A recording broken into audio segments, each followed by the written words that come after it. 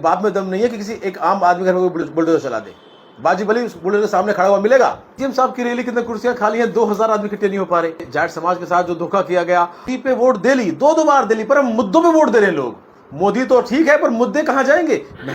जैसे चोरी या मतलब जैसे सिगरेट पीने की बीमारी, ये जैसे शराब का नशा, फांसी दीजिए, क्या बोलते उम्र कैद दीजिए, लेकिन इस तरह की बयानबाजी करके आप जनता को बगलवाइए मत। ऐतिहासिक रोड शो अलवर में हुआ है। मुझे लगता है अब से पहले चाहे कांग्रेस पहले जीती भी हो तभी भी इतना शानदार रोड शो अलवर में नहीं हुआ था, और इससे जाहिर होता है कि लोग बदलाव चाहते हैं।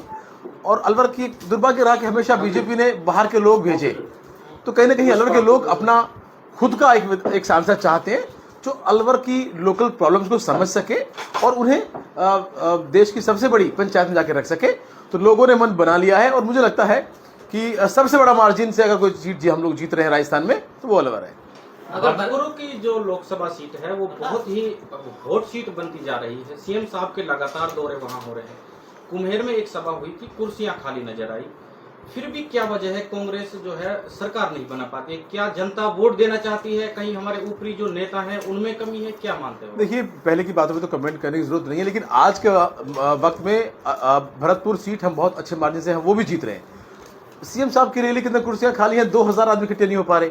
इससे साफ जनता की जाहिर है कि जनता उन्हें उनके झूठे वादों को अब नकार चुकी है, और जिस तरीके से जो उल्टे सीधे प्रॉमिस किए गए, जाट समाज के साथ जो धोखा किया गया, हर आदमी जो है अभी ने जवाब देने के मूड में है। बहन संजना जाटव युवा हैं, पढ़ी लिखी हैं, काबिल हैं, और अगर बीजेपी के कैंडिडेट से उनकी तुलना करें तो हर आदमी का विश्वास उन पर जमता जा रहा है, और मुझे लगता है कहीं ना कहीं जनता ने वहां भी मजबूत मन बना लिया। तो ये जो क्षेत्र है, यहाँ से तो निश्चित तौर पर कांग्रेस अच्छी जीत रही है। संजना जी तो यहाँ नहीं है, आप कांग्रेस पार्टी के विधायक रहे हैं। अगर संजना जी जीतती है तो क्या लगता है जाटों की जो ये मांग है इसको बेहतर तरीके से उठा सकते हैं? देखिए, कांग्रेस पार्टी हमेशा से बहुत संवेदनशील रही है किसी भी वर्ग को किसी मांग को लेके, चाहे वो गुर्जर आरक्षण का मुद्दा हो, कांग्रेस पार्टी के टाइम पे आके सॉल्व हुआ है, और जाट आरक्षण के लिए भी गहलोत साहब के नेतृत्व में कमेटी ने अपनी रिपोर्ट पॉजिटिव बना के भेज चुके हैं केंद्र को। ये लोग झूठ बोल रहे हैं कि ये कमेटी बना दी, ये रिपोर्ट जाएगी, ये सब चीज राजस्थान के मुख्यमंत्री के तौर पर राजस्थान सरकार ने केंद्र में भेज रखी है। तो इसको सिर्फ करने में कोई ज्यादा मुश्किल नहीं है, पर प्रधानमंत्री जी तो खुद ही सबसे कह रहे हैं सारे आरक्षण खत्म कर देंगे। तो कहीं ना कहीं ये सब धोखा है, ये लॉलीपॉप देने की दोबारा कोशिश कर रहे हैं, पर अब सभी लोग समझ चुके हैं कि ये लोग कुछ देने वाले नहीं है। इनकी कथनी और करने में बहुत अंतर है। तो अब जो है जनता ने मन बना लिया है कि इनके धोखेबाजी में अब नहीं आएगी, और जनता इन्हें सबक सिखाएगी। मोदी के चेहरे पर चुनाव होता है, लोग मोदी को वोट देते हैं कि मोदी पीएम है देश के, तो मोदी फैक्टर को कैसे रोक पाओगे? मोदी पे वोट दे ली, दो बार दे ली, पर हम मुद्दों पे वोट दे रहे हैं लोग। मोदी तो ठीक है, पर मुद्दे कहां जाएंगे? महंगाई बढ़ गई, बिजली की जो सब्सिडी मिलती थी 100 यूनिट फ्री, वो बंद कर दी। जो चिरंजीवी योजना थी, लोगों को लाभ मिलता था, वो बंद कर दिया। लोगों के घर से नमक, तेल और जो आटा दिया जाता था, जो राशन किट दी जाती थी, वो बंद कर दी। जनता कब तक इनकी बातों को सुने? इनका घोषणा पत्र देखा आपने? ना युवा की बात कर रहे हैं, ना शिक्षा की बात कर रहे हैं, ना चिकित्सा की बात कर रहे हैं, ना बूढ़ों की, ना किसानों की। मोदी तो 10 साल से है ही ना भाई देश के अंदर। हम लोग भुखमरी में पूरे दुनिया में पिछड़ते हो जा रहे हैं। हम लोग हैप्पीनेस इंडेक्स से हम लोग पिछड़ गए, कर्जा हमारे पास डबल हो गया। तो हमें मिल क्या रहा है? हर एक आम नागरिक पे कर्जा चढ़ रहा है, और हम लोग अभी डेली जिंदगी में चाहे वो नमक खरीद के वो कर्जा चुका रहे हैं इनका। राजस्थान के मुख्यमंत्री भजनलाल शर्मा जी हर सभा में यही कहते हैं कि हमने ईआरसीपी फर्स्ट कैबिनेट मीटिंग में चालू कर दी, और जबकि कांग्रेस सरकार ने ये रोक रखी थी। अब हम आपको बताएं, इन्होंने अभी तक क्या किया है? एक एमओयू किया है, राइट? अब ये क्या कहते हैं, उस बाद डीपीआर बनाएंगे। पिछली जब वसुंधरा जी की गवर्नमेंट थी, उन्होंने डीपीआर बनाई। तो क्या आपको लगता है कि वसुंधरा जी जब मुख्यमंत्री थी, उनके अधिकारी सारे नाकाबिल थे, जिन्हें ये नहीं पता था कि बिना एमओयू के डीपीआर बन रही है? लाखों करोड़ रुपए खर्च हुए डीपीआर पे। डीपीआर बन के पहले गई हुई है केंद्र में। इन्होंने वो काम सारा खत्म करके दोबारा जीरो पे ले आए। अब पहले डीपीआर बनेगी, उसके बाद वो प्रोजेक्ट केंद्र में जाएगा, तब तक मामला। राजस्थान सरकार ने राजस्थान स्टेट गवर्नमेंट ने 8-10 हजार करोड़ का बजट सेशन करके काम चालू किया, इन्होंने उसको रोका। ईआरसीपी सिर्फ एक मुद्दा दोबारा से इन्होंने उलझा दिया है, और कहीं ना कहीं जनता सब समझ चुकी है। ये लोग सिर्फ और सिर्फ जुमले और झूठे वादे करना जानते हैं, जनता के प्रति भी कोई संवेदनशीलता नहीं है। पर अब जनता इनके जुमलों से भी हो चुकी है। 400 की बात करते हैं, एक नेता विश्वास के साथ कह दे कि 400 आ रहे हैं, मुख्यमंत्री जी कह दे, कोई और आदमी कह दे कि अपना त्याग पत्र दे देंगे, 400 नहीं आएंगे, तो यकीन नहीं है, फिर नारा किस बात का।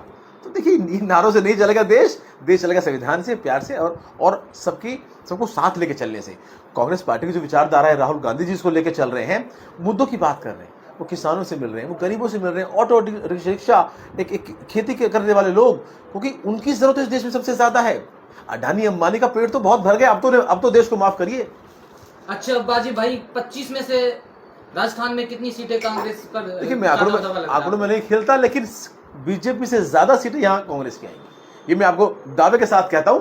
और पूरे देश के अंदर ये मन है लोगों का। आप इतनी बड़ा धक्का कर रहे हो, आप मुख्यमंत्री को जेल में डाल रहे हो, और जो बेचारे जेल में नहीं जा पाए, जैसे बहन जी, उनको आपने ऐसा कैप्चर कर लिया कि उनके टिकट आप बांट रहे हो। बीजेपी डिसाइड कर रही है टिकट, नगर में टिकट बीजेपी ने डिसाइड किया, अलवर में टिकट बीजेपी ने डिसाइड किया, और कौन टिकट डिसाइड कर रहे हैं? जो कांग्रेस का वोट बैंक को कमजोर करें।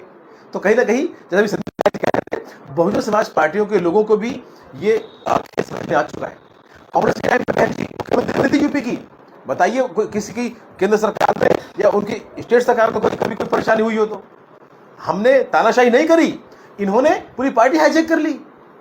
राजस्थान में कांग्रेस की सरकार थी, तो उस टाइम पेपर लीक बहुत हुए थे, तो उसके बारे में भारतीय जनता पार्टी के जो मुख्यमंत्री बार बार कहते हैं कि पेपर लीक हुए थे, रोजगार नहीं मिला था युवाओं को। भाई देखिए, पेपर लीक इस देश की एक बहुत बड़ी समस्या है, और ये युवाओं के साथ सबसे बड़ा खिलवाड़ है, पूरे देश में ये हो रहा है। पर ये ऐसे है जैसे चोरी या मतलब जैसे सिगरेट पीने की बीमारी, ये जैसे शराब का नशा, क्योंकि इसके लिए जो है पुख्ता कानून कांग्रेस गवर्नमेंट ने बनाए और लोगों को गिरफ्तार किया। हम लोग विधानसभा में, हम और संदीप जी, हमने समर्थन किया, कानून पास कराया, और सिर्फ बयानबाजी ये लोग कर रहे हैं। यूपी में जब होती है, जब इनकी सरकार यूपी में है, या जो बीजेपी के शासित जो राज्य है, वहां जब पेपर लीक होते हैं, तो क्या उन पे किसी कोई कंट्रोल नहीं है? तो ये देखिए, ये सिर्फ मुद्दों को भटकाने वाली बातें हैं। हाँ, ये समस्या है, हम स्वीकारते हैं इस बात को, ये पूरे देश में समस्या है, और निश्चित तौर पर सभी सरकारें इस पे काम करें। राजस्थान तो फिर भी पेपर लीक पे कानून बनाया, हमने सजा का प्रावधान किया, उन पर कार्रवाई भी हुई।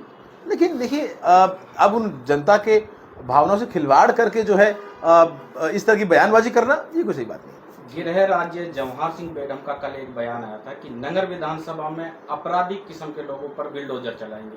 तो कौन है वो अपराधी विधायक जी? आप भी विधायक रहे हैं नगर से, क्या देखिए, कानून जो है वो अपना काम करे। अगर अपराध करने की सजा में कोई बुलडोजर का प्रावधान है तो बुलडोजर चले, नहीं तो किसी के बाप में दम नहीं है कि किसी एक आम आदमी घर में कोई बुलडोजर चला दे।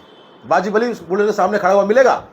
कानून में जो प्रावधान है, फांसी दीजिए, क्या बोलते, उम्र कैद दीजिए, लेकिन इस तरह की बयानबाजी करके आप जनता को बगलवाइए मत। अरे अस्पताल का क्या हुआ, ट्रॉमा सेंटर का क्या हुआ, कॉलेजेस का क्या हुआ, बिजली घरों का क्या हुआ, स्कूल अपनी उनका क्या हुआ, जो टीचर नहीं है उनका क्या हुआ, इन पे बात नहीं करेंगे।